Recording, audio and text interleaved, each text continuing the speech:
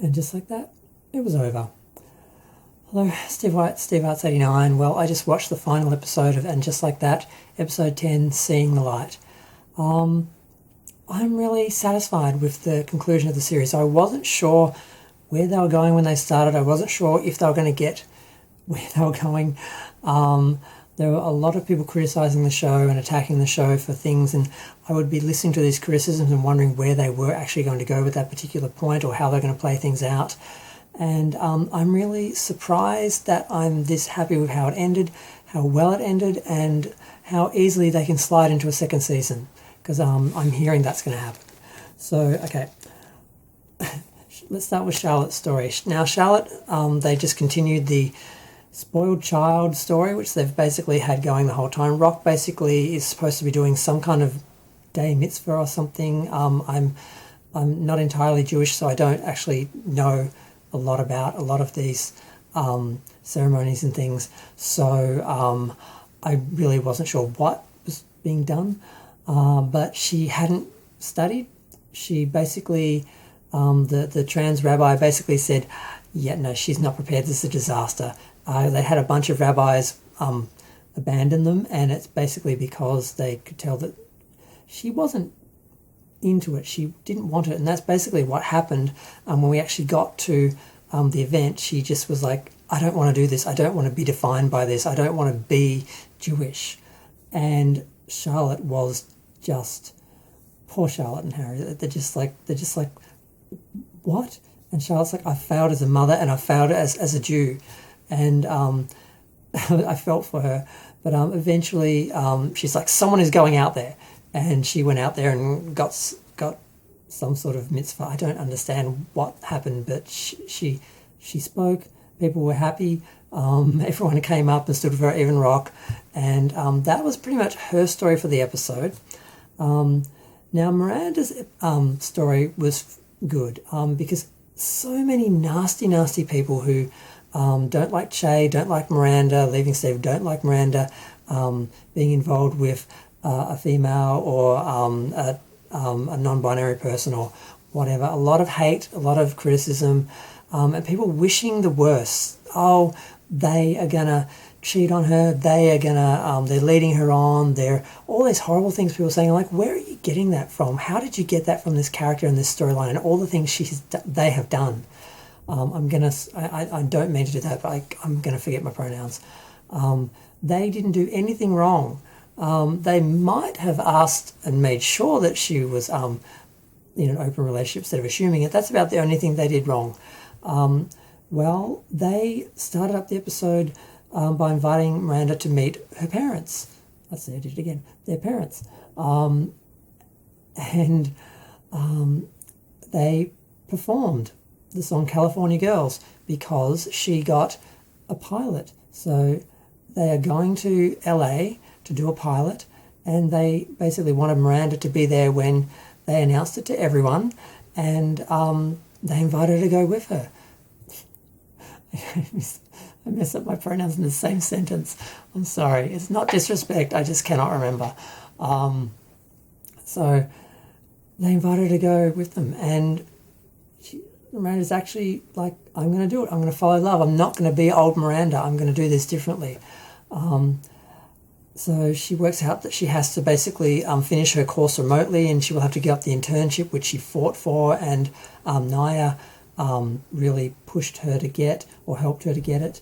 And Carrie and that, they're a little judgy, but she seems really happy. And the fact that they invited them, that they didn't use this as an excuse to abandon her, and it would have been a good excuse. And all these people who wanted the relationship to fail and for it not to work and not to be a real thing, they're really in love, and they are going to be in LA together. And she hasn't worked out if the pilot sells, do I stay? Will I stay? What will I do there? And there was a lot of judgment from Carrie about that, but I'm kind of happy for Miranda. And the best part was she dyed her hair orange again. Because I must admit, when I first saw that, I thought, oh, I guess Cynthia Nixon went grey and she wanted to make a statement. And then I'm watching her direct. I'm like, she doesn't have grey hair. Why did they make Miranda grey when they didn't have to? I mean, it's one thing for an actress or an actor to go grey and just accept it instead of covering it up and saying, well, this is real, why can't I be me? But to actually make a character grey before they're grey, and they made a point out of it in the story. And I think part of it was her being old and you know, and then this changing back and going back to sort of her old self or her true self or something. So the last scene, when she's basically haggling over what time to leave and that with Brady for the airport because she's going to LA, and he's going off with his dad to go hiking or something. He's like, she's like, you can even mention my hair, and I didn't even notice. Oh my god, yes, she's Miranda again. I'm so happy they did that because not only did the wig look like a wig in some scenes, but it didn't feel like Miranda, and I just was glad she did that. Now Carrie's story for the episode, I guess we should close up all the other little stories, the smaller characters, the new characters. Now Naya and oh damn, I've forgotten his name. I wrote it down, but Andre. Thank God, I never thought I'd better find. I can't read my own writing. Andre took a tour, and they're having time apart to see if they miss them, because that's what they're sort of giving up in favour of a child they haven't even met, as she said. So that was sort of interesting. I kind of feel like they are better off splitting up, because if they don't both want different things, one of them's going to be unhappy, or one of them's going to have to compromise. And even though they may be great together, the lives they want to have long term aren't going to work with or without a child for both of them. So who knows? But they've sort of taken a break, and he's gone off and he's taken a musical tour. And she was sad that Miranda was going, because she was expecting to spend a lot of time with Miranda now that he was gone, and now she's going to be gone as well. So that was her sort of story, wrapped up in that she sort of left open. Now Lisa, what did Lisa do? Lisa didn't do much. Did she really have a story this episode? No, she's just got herself together, mother, businesswoman, everything, doing fine. She doesn't have any dramas. I guess that is her story. And a couple of little surprises was Johnny, the Asian guy who works on the podcast with Che and Carrie. They actually showed him in his own scene the other episode where he was with his girlfriend, and Carrie called him because she knew he would be the only person up at 2:30 at night when she was being kept awake by the younger downstairs neighbour. Because of course Che announces, well, I'm leaving, so the podcast is over. It's like, oh, thanks. We were kind of enjoying doing a podcast, but now you just cancelled our podcast, basically. But they're all nice about it. And although he didn't invite her to the surprise wedding that he had, so he said to Carrie, you know, basically, we really like each other. And she's like, you cannot be a sight only sort of friend, you know, we have to do something. He said, well, come to my party. Oh my God, I didn't invite you. I was supposed to. His girlfriend's going to be so angry. And then she gets there, and it's a surprise wedding. And of course, he's dressed crazy. And I recognise the actor from some other things and that. And it was nice to see his character have a little bit more, and to see that he has his own life outside of the podcast. He's got a girlfriend. They got married. It was nice. You know, who else did they finish up, round up? Because I feel like they managed to round up everyone's stories while still leaving them open enough that they can do a second season. Now, Carrie started off in the closet, basically apologising to Big for the fact he's still there, not really sure where he was going to go. And then she met up with, I think it was his father, and he's like, where is John? And first she thought he had Alzheimer's, and she's like, he died. He's like, I know. Where is his resting place? What are you doing? And he offered her a place in the crypt, and she's like, I don't know where he wants to be. And something that kind of freaked me out, which I really loved, I relate a lot to some of the stories and elements in this show, and part of it I think is because they always make sure everything that's happened in the show has happened to someone. And she goes on a date with Peter, and it goes well, and they kiss at the end, and it goes well. And she goes back into the apartment, and it ends nicely, and they did really well, basically, after the two disasters that they had. And when she goes to go to bed, she turns off her nightlight, and it turns back on. She turns it off, it turns back on. And she believes it's a sign from Big. and they talk about this, and Miranda is pretty heartless, and she's like, oh, what, you believe in heaven now? You think you're sitting on a cloud smoking a cigar? And she's like, if that makes me feel better, yes. And I understand that that's how a lot of people deal with belief and religion and the afterlife. It's something to comfort them. It's not something rational, or that you can understand. And after my mother died, I had a couple of experiences, and one was with something that kept happening, just like a light switching off. And what happened to me was I just at some point realized, I think this is a sign, and I just said, I get it, you can stop doing it now. And it never happened again. She had that experience with Big. She took this light to a repair person, and he said that there was actually a wire issue, and he fixed it, which was probably just him making work for himself, because when she got it home, it switched on again. And she spoke to Big and basically said, I need a sign, and it switched on, and she slept with it on, I think, or it was on when she woke up, and she had a dream about Big, and she was in Paris, and she realised that's where he wants to be. Now, that's where they filmed a scene with Chris Noth that they cut out, because he was in the first scene where he dies, of course, but there was another scene in Paris that they'd filmed, and they cut him out of the scene but kept the dream and the story there, but they just didn't include him because they didn't want to show him, because of the dramas in his personal life and that have sort of ended any association with the show, which I think it's fortunate that they wrote the character out anyway, because if they had him in the show, it'd be a disaster right now. But they're free to go on to a second season without having to carry that along with them.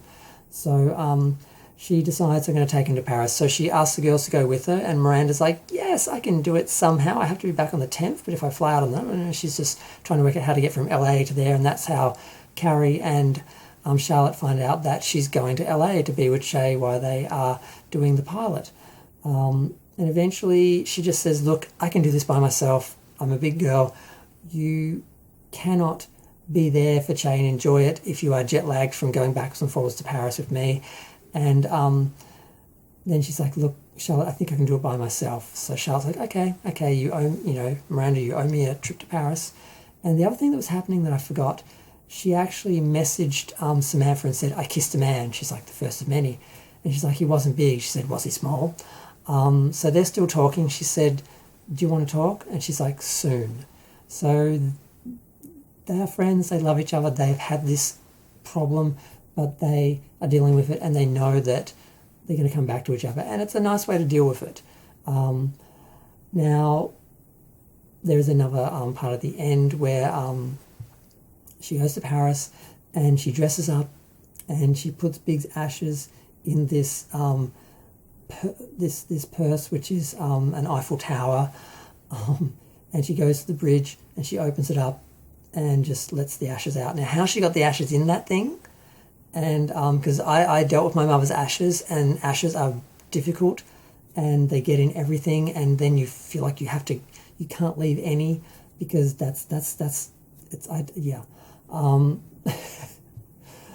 and yeah, she spreads the ashes and she leaves, and it was a really good scene.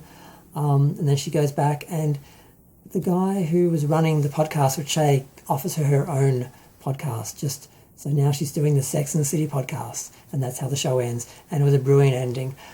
She's back. She's herself. She's had this great experience. She's moved on, and now she's still herself, doing her own thing. And then at the last minute, after the podcast, they're talking about how well it go.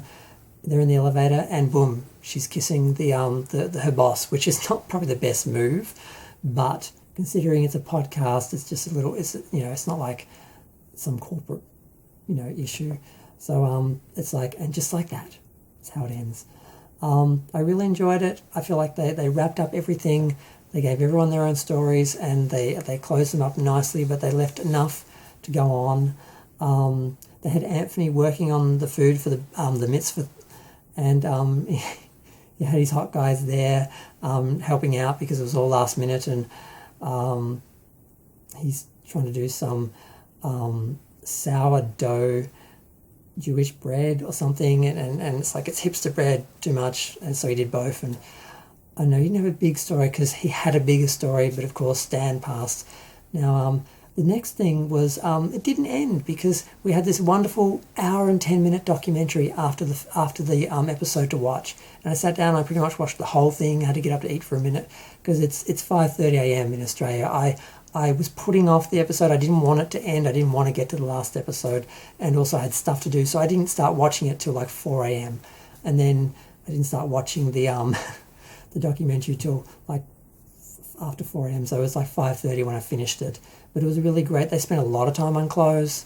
I'm very gay, but I'm not that gay. But I did enjoy learning some of it. Like the lady who was doing it, Molly Rogers, she was working with Patricia Field because a lot of people were criticising, saying, oh, how can the show be Sex and the City without, Patricia Fields? I'm like, well, she may have been the main sort of person responsible or known for the fashion on the show, but she wasn't the only person working on it. They got another guy in to work with her, and they showed Sarah Jessica's Carrie wardrobe, and they've got all the pieces, and they were pulling out what do we want for the show, what do we not want for the show, and they showed her in their closet like going, this looks like a showroom, we need to do this, it needs to be real for me, because Carrie's real for her, and she's real for the writer, and she's real for the audience, and that's why she's real for the audience.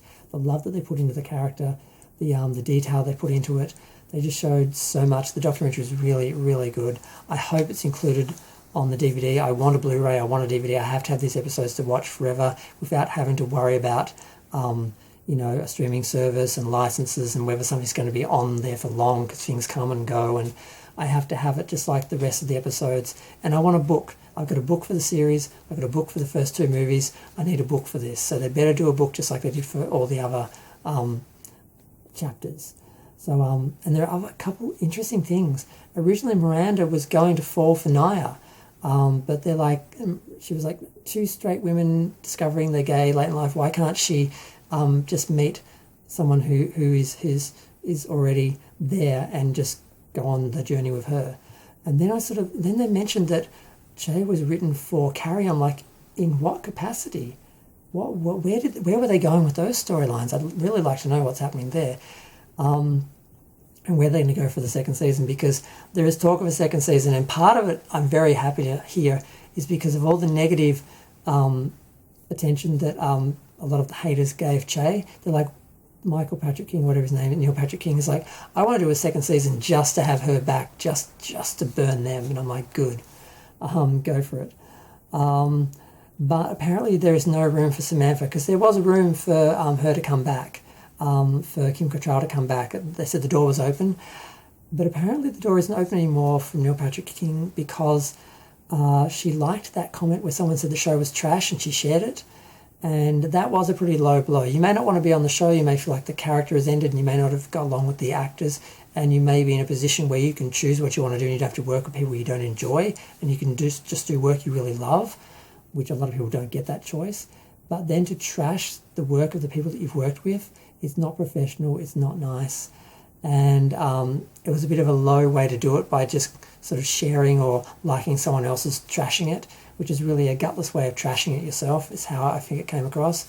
So we may not see Samantha in it, but one of the other things I forgot to mention was Samantha, because she's in London, Carrie messages her after she spreads the ashes. The first thing she does is says, I'm in Paris, want to go for a drink or do you want to meet up?